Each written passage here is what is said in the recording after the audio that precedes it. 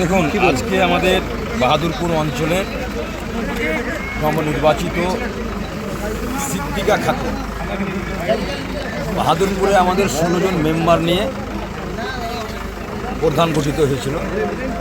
তার মধ্যে একটা মেম্বার আমাদের মারা গিয়েছে। একজনের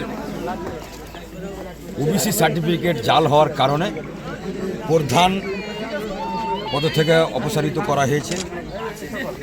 আইন মেনে আজকে সমস্ত মেম্বারগণ বাহাদুরপুর অঞ্চলের 14টা গ্রাম পঞ্চায়েতের মেম্বার এবং আমাদের 3টা পঞ্চায়েত সমিতির মেম্বার, আমাদের এখানকার জেডপি, আমাদের ব্লক সভাপতি ইলিয়াস দা, আমি আঞ্জুমারাদি গত রাত্রেই আমাদের 14 জনের শেষ স্বাক্ষর করে আমাদের দলগতভাবে সিদ্দিকা খাতুনকে আমরা প্রধান হিসাবে